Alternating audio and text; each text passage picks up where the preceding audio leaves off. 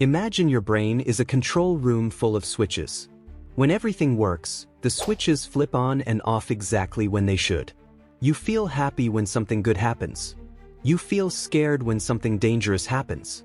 You focus when you need to focus.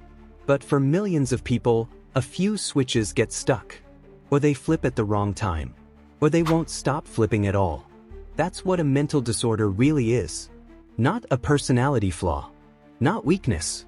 A real difference in how the control room runs. Let's walk through the room, switch by switch. The joy switch, depression. The first switch controls joy. Your brain uses chemicals like serotonin and dopamine to hand out little rewards for things you enjoy. When that switch gets stuck in the off position, the rewards stop coming. You could get amazing news and feel nothing. You could sleep 10 hours and wake up just as tired as when you laid down. Food tastes like cardboard. Hobbies you used to love now feel pointless. Here's the part people miss. This isn't sadness. Sadness has a reason, a cause, a story. Depression doesn't need one. It's just there, heavy and constant, even when your life looks fine from the outside. Telling someone to just think positive is like telling someone with a broken leg to walk it off. Right next to that switch is one that never turns off. The alarm switch, anxiety. This switch controls your body's alarm system. It's supposed to only go off during real danger. With generalized anxiety, it goes off during everything.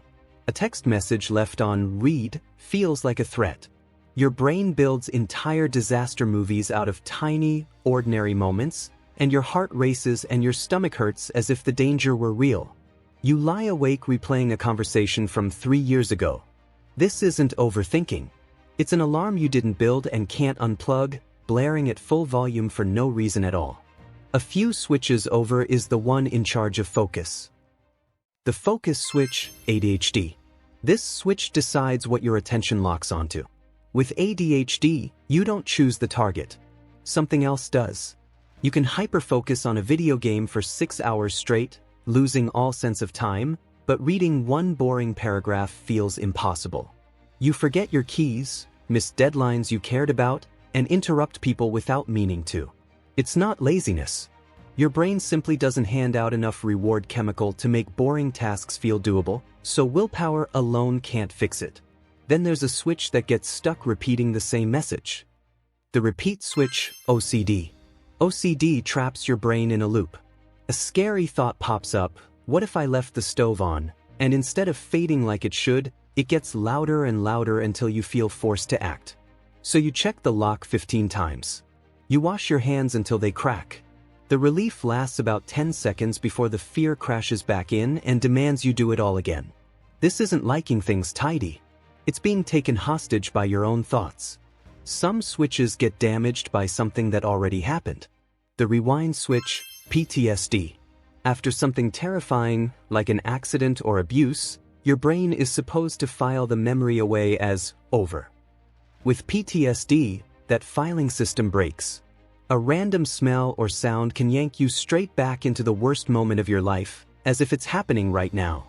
Your heart pounds, your breathing speeds up, and for a few seconds, you genuinely believe you're in danger again. Your brain isn't broken. It's stuck trying to protect you from a threat that already ended.